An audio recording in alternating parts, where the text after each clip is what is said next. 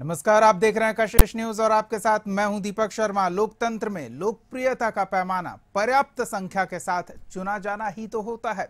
पक्ष विपक्ष के बीच विवाद की स्थिति में मतदान से विवाद खत्म किया जाता है, लेकिन कुछ स्थितियों में पक्ष और विपक्ष के बीच आम सहमति की परिपाटी सी रही है।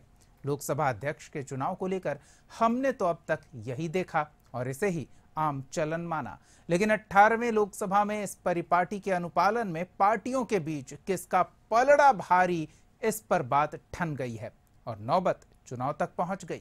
क्या विपक्ष सत्र की शुरुआत में ही इसे अपनी मजबूत स्थिति के संकेत के तौर पर दिखाना चाहता है और सत्ता पक्ष के लिए सचेत हो जाने का संकेत है? सवाल तो पूछेंगे, पर पहले देखिए चल क्या रहा।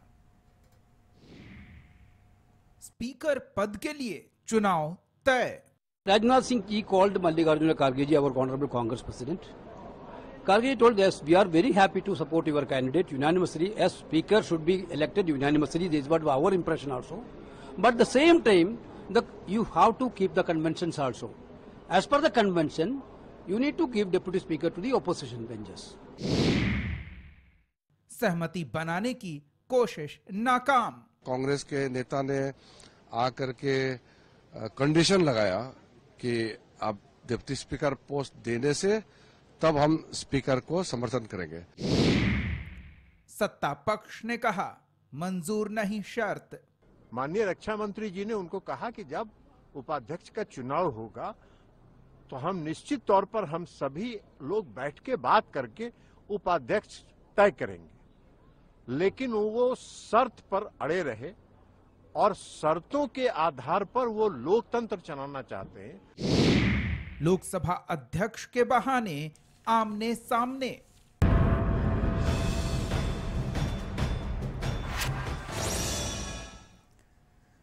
एनडीए की सरकार बहुमत की सरकार है। जी हां, ये बीजेपी की सरकार नहीं है, एनडीए की सरकार है और पर्याप्त संख्या बल है, लेकिन विरोधी खेमा यानी कि आईएनडीआई अलायंस को ऐसा लग रहा है कि ये अल्पमत की सरकार है और हम शर्तों के साथ इनके साथ खिलवाड़ कर सकते हैं। पर एनडीए खेमा ये मानने को तैयार नहीं है कि आप शर्त थोप कर अपनी बात हमसे मनवा सकते हैं।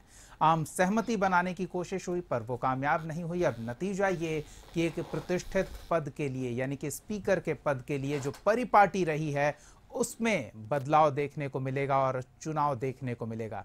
इन सवालों का जवाब लेने के लिए हमारे साथ कुछ मेहमान मौजूद हैं, हम उनसे आपका परिचय करा दें। हमारे साथ बीजेपी की ओर से पार्टी का पक्ष रखने के लिए राहुल देव जी हैं और आरजेडी की ओर से पार्टी का पक्ष रखने के लिए मधु मंजरी जी हैं। आप दोनों का बहुत बहुत स्वागत है। सबसे पहले तो राहुल जी, आखिर ऐसी नौबत क्यों आई? आम सहमति बातचीत का सिलसिला चल रहा था पर बातचीत किसी नतीजे पर नहीं पहुंची, नतीजा चुनाव निकल कर आया स्पीकर के चुनाव के लिए। वो अब तक की परिपाटी से कुछ अलग होता दिख रहा है, क्या कारण है इसका? देखिए, एनडीए की जो सरकार है वो स्पीकर पद के लिए चुनाव नहीं चाहती है, लेकिन अगर इन लोगों का सहमति नहीं बन रहा है तो अगर विपक्ष को ऐसा लग रहा है कि भाई हम बहुत ताकतवर हो गए हैं और इस बार हमको आजमा लेना चाहिए कि हमारे साथ भी सीट बहुत ज़्यादा है, तो आप आइए ना भाई, चुनाव ही करा लीजिए। ये पहली बार थोड़ी ही हुआ है, ये 72 साल के कार्यकाल में अभी तीसरा बार अगर होता है तो तीसरी बार होने जाएगा। तो आप आजमा लीजिए। हमारे पास 290 तो एनडीए के हैं, अकाली दल से लेके हमारे पास 300 पार का समर्थन है। आप आइए, अगर आपको लगता है तो एक बार बल प्रयोग कर लीजिए भाई। स्टार्टिंग से ही अगर आप फ्रंट फुट पे खेलने के लिए आए हैं, राहुल गांधी जी जब मोदी जी शपथ ग्रहण कर रहे थे तो संविधान दिखा रहे थे। संविधान लूटा आप लोगों ने। आज 25 जून है और आज ही के दिन 1975 को आपातकालीन देश में घोषणा किया गया था आदरणीय इंदिरा गांधी जी के द्वारा। तो संविधान लूटे आप लोग, लोकतंत्र लूटे आप लोग और पट्टी पढ़ा रहे हैं भाई भारतीय जनता पार्टी को, एनडीए को पढ़ा रहे हैं। तो चुनाव अगर चाहते हैं ना तो देख लिया जाएगा, चुनाव भी करा लीजिए। हम लोगों के पास समर्थन कितने लोगों का, कितने सांसदों का है वो अभी से ही शुरू से ही तय हो जाए तो वो ज्यादा सही है। मतलब एक संकेत विपक्ष को भी मिल जाए कि आप कितने शक्तिशाली हैं, इसका पैमाना आप खुद से आंक लीजिए। जी, बिल्कुल। मधु जी से जानते हैं। मधु जी, बातचीत से जब कुछ मामलों में निपटारा हो सकता है तो फिर वहां बल प्रयोग की क्या आवश्यकता है? देखिए, जो हमारा गठबंधन है, इंडिया गठबंधन, लगातार बातचीत से ही मतलब इस जो था इसका संविधान निकालना चाह रहा था कि जैसे बातचीत से ही सब चीज़ का समाधान हो जाए। हम लोग चाह रहे थे कि ठीक है, स्पीकर आपका है तो डिप्टी स्पीकर हमारा हो। हमारा कोई बहुत बड़ा मांग नहीं था ऐसा जो कि नहीं होना चाहिए था। हम भी आज विपक्ष में है, मजबूती के साथ विपक्ष में है। देश ने हमें मैंडेट दिया है, देश ने हमें लाया है, तो देश की जनाधार को अगर आप चाह रहे हैं किस तरह से निराधार करें तो ये बहुत ही गलत है। और हम तो पहले ही बोल रहे थे कि हम स्पीकर पद के लिए नहीं लड़ेंगे, लेकिन ये है कि अगर आप स्पीकर पद पे आपका है तो एनडीए का है तो इंडिया गठबंधन का डिप्टी स्पीकर पद ही सिर्फ हमने मांगा था, लेकिन इस पे भी सहमति नहीं है। तो कहीं ना कहीं जो ये हिटलर शाही है, ये इसके खिलाफ तो खड़ा ही होना पड़ेगा। हार जीत अपनी जगह पे, इसका मतलब ऐसा नहीं कि हारने की वजह से हम हार की डर से हम जीतने के लिए लड़ाई न लड़े, ये बहुत बड़ी बात, बहुत गलत होगा। तो इसीलिए लड़ाई आर पार की होनी चाहिए, लड़ाई हार जीत की होनी चाहिए। लड़ाई देश की बात है भाई, अपना अधिकार की बात है। हम आपने बातचीत का रास्ता बंद किया, हमने शुरू से बातचीत करने के प्रयास किया। हमने बोला कि हमें डिप्टी स्पीकर चाहिए, हमने तो नहीं बोला था ना कि हम स्पीकर बनाइए, आप डिप्टी स्पीकर रहिए। हम तो डिप्टी स्पीकर पे भी मानने के लिए तैयार थे ताकि हम चुनाव में जाते ही नहीं जाते, लेकिन आपने उसके लिए भी नहीं माना। तो फिर ठीक है, हार जीत अपनी जगह पे, लेकिन हमें तो अपने अधिकार की जो बात होता है, देश की बात होती है। क्योंकि जिस तरह से इनका मनमानी चलता रहा, पिछली बार भी देखेगा सदन में कोई भी आवाज उठाया तो उसको निकाल देना है, उसके स्पीकर माइक बंद कर देना है, इस तरह की जो भी घटना होते रही है। तो अब जो है विपक्ष जो है अब मतलब मजबूती के साथ है और मजबूती के साथ हम आवाज उठाएंगे ही।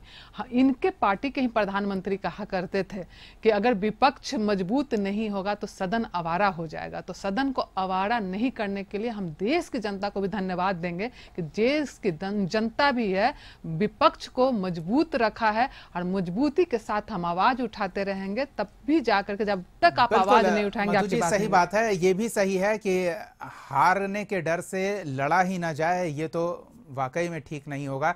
लेकिन अपनी बात मनवाने के लिए, अपनी बातों को लेकर चुनाव की स्थिति लाने के लिए आगे पूरा 5 साल है अगर सरकार चलती है तो, क्योंकि दावा है INDIA अलायंस का कि ये सरकार अपना पूरा कार्यकाल नहीं कर पाएगी।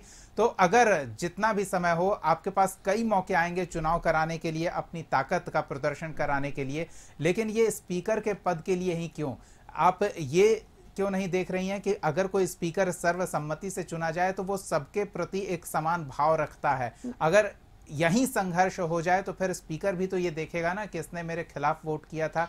हालांकि ऐसा होता नहीं है, पर एक आम धारणा जिसकी हम बात कर रहे हैं। देखिए, जो स्पीकर हो गया या तो जो भी मतलब उस नेतृत्व में चुना कर जाते हैं, या तो छोटा सा एक मुखिया का भी चुनाव हो, या तो मतलब बड़े प्रधानमंत्री, जो भी चीज है, जीत हार अपनी जगह पे, वोट करना नहीं करना तो लोग तो करेंगे ही ना किसी को तो वोट करेंगे ही। लेकिन जिस तरह से जो स्पीकर महोदय अभी तक देखिएगा कि कई वर्षों से लगातार मानमानी करते रहे हैं। राहुल गांधी जी को भी एक मोदी सरनेम को लेकर के उनकी सदस्यता को रद्द करने की बात जब हुई, और लगातार जो है विपक्ष के बात जब मजबूती से लोग अपनी बात रखते हैं, सही बात रखते हैं, देश के हित में बात रखते हैं, तो उनका स्पीकर जो उनका माइक होता है, माइक बंद कर दिया जाता है। तो इस तरह का मनमानी तो पहले से भी रहा है। ऐसा थोड़ी है कि जो विपक्ष में बैठे हुए लोग जब अपनी बात को रखते हैं तो आसानी से इनकी बात को या तो चुप करा दिया जाता है, या माइक बंद कर दिया जाता है, या तो फिर सदन से निकाल दिया जाता है। तो मनमानी तो पहले भी इनका चलता, लेकिन अब मनमानी नहीं चलेगा, वो जीत कर आ जाएंगे तब भी। चलिए राहुल जी, ये सही है कि लोकतांत्रिक व्यवस्था में संख्या बल पर्याप्त आपके पास है, तो आप जीत और हार किस तरह से होगा ये तो आने वाला समय तय करेगा। लेकिन विपक्ष के साथ जो भेदभावपूर्ण रवैया रहा है, जिसको लेकर विपक्ष सत्ता पक्ष को तानाशाह करार देता रहा है, उसका कम से कम अब पुरजोर विरोध देखने को मिलेगा। देखिए, सबसे बड़ी बात है कि जो स्पीकर का जो पद है, डिप्टी स्पीकर का पद है, ये किसी दल का पद नहीं माना जाता है। वो सामान्य दृष्टि से काम करते हैं, तो इस चीज के लिए विवाद नहीं होना चाहिए। और बार बार जो इस तरीके से लोग कहते हैं कि लोकतंत्र का ये लोग शुरू से माहौल बनाते हैं, स्पीकर को बन जाने के बाद माइक तोड़ दिया जाता है, बंद कर दिया जाता है। देखिए क्या है कि आज ही के दिन 25 जून को आप बताइए कि आदरणीय इंदिरा गांधी जी ने उनका सदस्यता रद्द कर दिया गया था रायबरेली से, तो उसके बाद इमरजेंसी का देखिए कि लागू कर दी। आप यही बिहार के नेता देख लीजिए ना, आदरणीय लालू प्रसाद यादव जी, मुलायम सिंह यादव जी, वो भी जेल गए, उनको भी जेल भेजने का काम किया है।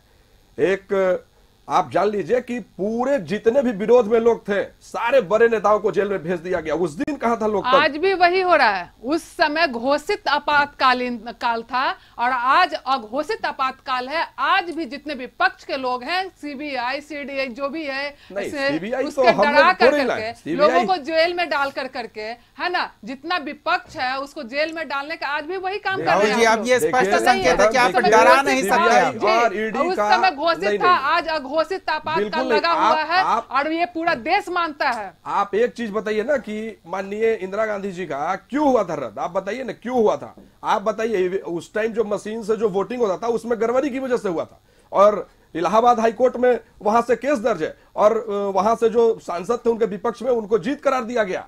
उसके बाद क्यों नहीं मानी, इस्तीफा क्यों नहीं दी? लोकतंत्र का हत्या शुरू से किया जा रहा है। और आप बताइए कि मतलब शुरू से किया जा रहा है, मतलब मानते हैं कि आज भी किया जा रहा है? नहीं कर रहे हैं। नहीं, आज भी आप वही करना चाह रहे हैं। घोषित तौर पे आपने बात बोल रहे हैं लेकिन आप भी वही कर रहे हैं। देखिए, देश की जनता ने फिर से अपना फैसला सुना दिया है। अभी भी भारतीय जनता पार्टी अकेले 240 सीट लाए हैं हम लोग और एनडीए की मजबूती से सरकार चलेगी। आप जो बोल रही हैं, बार बार आपके प्रवक्ता लोग भी बोल रहे हैं, आपके पार्टी के बड़े नेता बोल रहे हैं कि 5 साल सरकार नहीं चलेगा। एकदम निश्चिंत रहिए। जिस तरीके से जितने कल्याणकारी योजनाओं का लाभ जो लोग ने लिया है, एनडीए की मजबूती से सरकार बन चुकी है और अगले आगामी 5 वर्षों तक मजबूती के साथ सरकार चलेगी। ये जो आप लोग ठाने हैं कि मतलब शुरू में ही फ्रंट फुट पे हम अपना डिप्टी स्पीकर के लिए राहुल देव जी यही सवाल उठ रहा है ना, संख्या बल के साथ मजबूती से सरकार चलेगी, विपक्ष को सुना ही नहीं जाएगा, ये संदेश दिया जा रहा है। संख्या बल हमने मन से थोड़ी ना लाया है, ये तो हमने मन से लाया नहीं है, जनता ने हम लोगों को परिणाम दिया है। ये चीज नहीं तो विपक्ष के पास भी तो पर्याप्त संख्या बल है ना, कम से कम इतना कि उनके स्वर को सुना जाए। बिल्कुल, देश के विकास के बात पे मुद्दा पे आइए ना। ये स्पीकर क्यों पद चाहिए भाई आपको? उस पद के लिए चुनाव क्यों नहीं चाहिए भाई? क्यों होना चाहिए? आपका जीत क्यों है भाई? आप भी तो बताइए ना, क्यों नहीं चाहिए? और आपका जीत क्यों है? मान जाइए आप भी। क्यों मान जाए? ये कब हुआ है जब एनडीए की सरकार जनता ने चुन के बनाया है? नहीं होगा इलेक्शन, क्यों नहीं होगा? ठीक है, आपने करवा लीजिए है ना संविधान में कि हम अगर इस चीज का आपको है तो इलेक्शन चलिए, बिल्कुल क्यों नहीं चुनाव लड़ेंगे, ये जायज सवाल है। बिल्कुल राहुल जी, हम फिर आपके पास आएंगे। मधु जी, हार की वजह से कोई थोड़ी ना लड़ना छोड़ बिल्कुल है, चुनाव ही लोकतांत्रिक व्यवस्था में एक आखिरी पैमाना है, सही क्या गलत क्या। तब देश गुलाम हुआ है, वो तो दिख रहा है। जात पात की बात आपसे ज्यादा कोई नहीं कर सकता है। आपके एमपी बोल रहे हैं हमेशा से यादव करते हैं हमको वोट शुरू नहीं किया, कुशवाहा हमको वोट नहीं किया, मुसलमान हमको वोट नहीं किया। लोगों चलिए, हम इस चर्चा को जारी रखेंगे। फिलहाल एक मधु जी, राहुल जी, हम चर्चा को जारी रखेंगे। फिलहाल एक छोटे से ब्रेक का समय हो गया है। ब्रेक के बाद हम इस चर्चा को जारी रखेंगे और जानने का प्रयास करेंगे कि विपक्ष मजबूत हुआ है, विपक्ष की आवाज मुखर हुई है, तो क्या सत्ता पक्ष के लिए यह संकेत है, यह संदेश है कि आप सिर्फ अपनी नहीं कर सकते, आपको सुनना होगा, सहमत होना होगा और साथ लेकर चलना होगा। चर्चा को जारी रखेंगे इस छोटे से ब्रेक के बाद। बने रहिए हमारे साथ। ब्रेक के बाद स्वागत है आपका। एक बार फिर सीधे अपने मेहमानों का रुख करते हैं। राहुल देव और मधु मंजरी हमारे साथ जुड़ी हुई हैं। राहुल जी, आपसे सवाल जो ब्रेक से पहले हम पूछ रहे थे कि अब तक तो आप आरोप कांग्रेस पर लगाते रहे हैं कि वो सत्ता के मद में निरंकुश शासन संचालन करती रही है और आपातकाल का भी उदाहरण देते रहे हैं, लेकिन वो अघोषित आपातकाल एनडीए की सरकार लगाती है, विपक्ष के स्वर को जगह नहीं दी जाती है, सुना नहीं जाता है, साथ लेने का प्रयास नहीं किया जाता है, जबकि विपक्ष भी सरकार का ही हिस्सा है, उसे काटकर अलग दिखाया जाता है। आखिर ये कब तक चलेगा? अब तो नहीं चलने दिया जाएगा, ये संदेश दिया जा रहा। देखिए, विपक्ष भी सदस्य जरूर है, लोकसभा से जीत कर आए हैं, निर्वाचित होकर आए हैं भाई। सभी लोगों को आदरणीय प्रधानमंत्री जी ने बधाई भी दिया और अच्छे से बहुत कुछ सीखने को मिलेगा। इस बार युवा बहुत सारे चुन के गए हैं संसद भवन में, तो सीखने को बहुत कुछ मिलेगा। इस चीज के लिए कभी नहीं भारतीय जनता पार्टी या एनडीए की सरकार ने कभी कुछ नहीं बोला। एक बात बताइए, लोकतंत्र लूटने की जहां तक बात आती है ना, तो खिलाफ कौन था? आरक्षण के खिलाफ कौन था? जब भीमराव अंबेडकर जी ने आरक्षण लाया तो नेहरू जी की सरकार थी और जिस जिस राज्य में उनकी सरकार थी सभी मुख्यमंत्री को फोन करके उन्होंने क्यों बोला कि आरक्षण पे नहीं मान्य करना है, क्यों आरक्षण के विरोधी शुरू से नेहरू जी कांग्रेस पार्टी रही है और ठिकारा फोड़ती है भारतीय जनता पार्टी पे, एनडीए पे। कभी भी भारतीय जनता पार्टी आरक्षण के खिलाफ नहीं रहा और जब जब सरकार में रहा है आरक्षण अगर आया है तो भारतीय जनता पार्टी और एनडीए की सरकार ने दिया है। लेकिन ठिकारा फोड़ा जाएगा किस पे? इस पे कि भारतीय जनता पार्टी मुस्लिम विरोधी पार्टी है। अभी चुनाव में क्या बोला गया कि मुस्लिम विरोधी पार्टी। आप एक बात बताइए, अभी हेमंता बिस्वा जी पे इतना बवाल हो गया, क्या गलत बोला था उन्होंने भाई? जितनी योजनाएं हैं सभी लोग लाभान्वित है। हम लोग ने तो भेदभाव नहीं किया, हम लोग ने तो धर्म हिंदू मुस्लिम नहीं किया, कोई भेदभाव नहीं। लाभान्वित मुसलमान परिवार के भी लोग हो रहे हैं।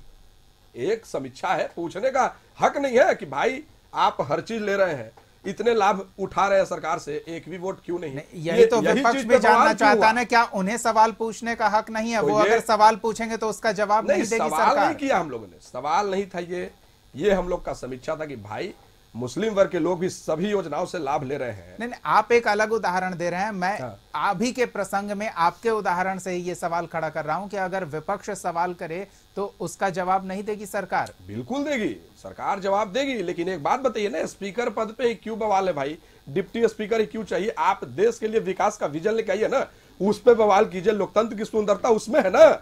आप विकास का मुद्दा लेके आइए, प्रधानमंत्री से अमित शाह जी से, राजनाथ सिंह, उस पे मुद्दा पे बहस कीजिए ना भाई। कौन मना कर रहा है? उस पे आइए, भारत का विकास हो, देश का विकास हो, राष्ट्र का विकास हो, उस पे कहां कुछ इसमें बात आ रही है इधर उधर की।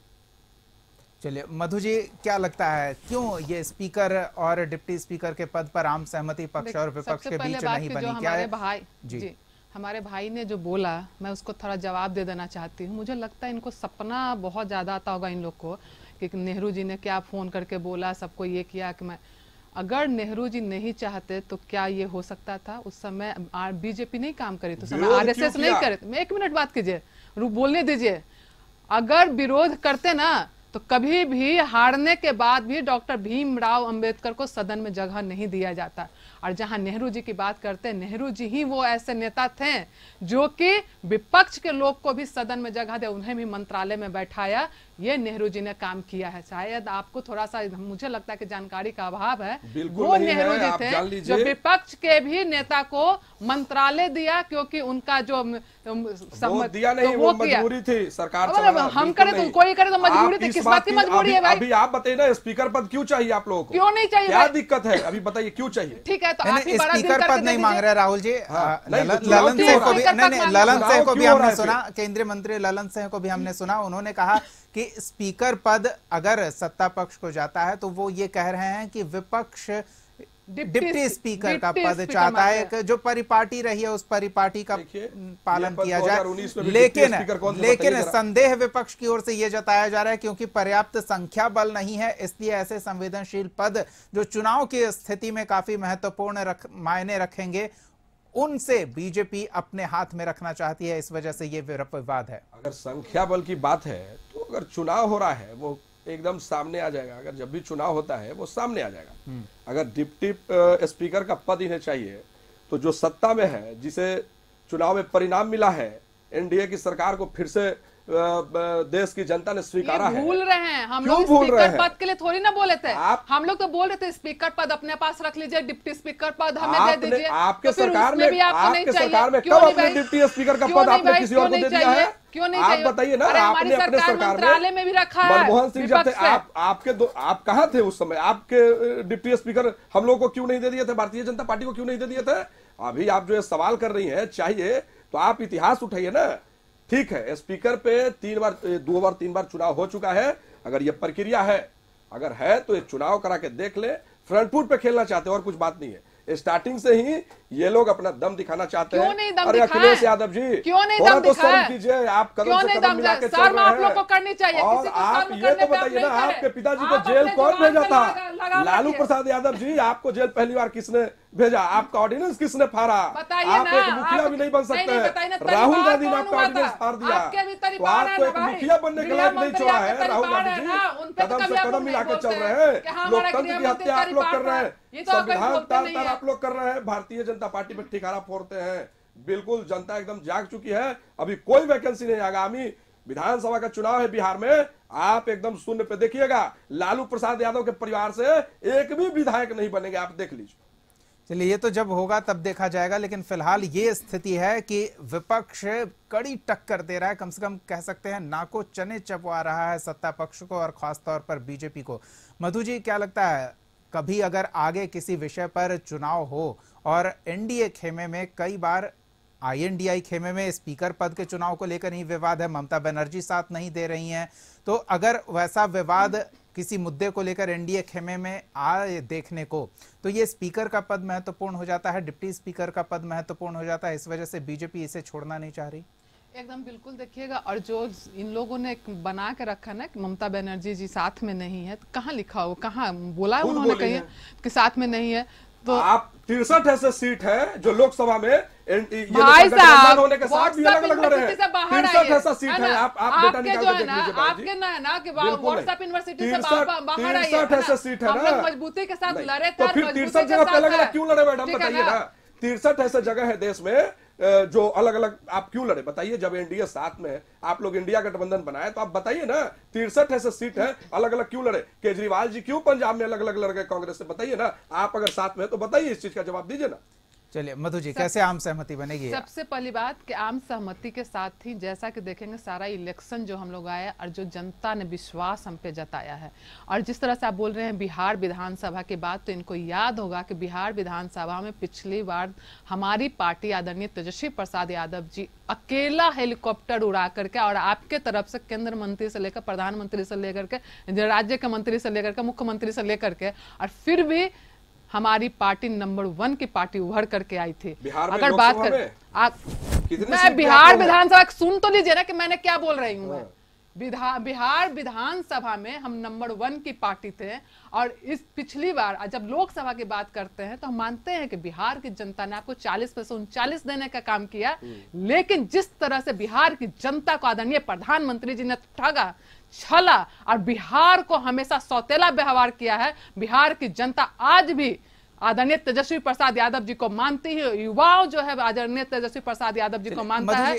और बिहार विधानसभा में देखिएगा पिछले बार एक हम थे, फिर भी संख्या बल उतनी पर्याप्त नहीं है कि आप एनडीए को किसी भी मुद्दे पर बैकफुट पर ला सके। सिर्फ ये संदेश देने का प्रयास है, इसे एक प्रतीक के तौर पर माना जाए।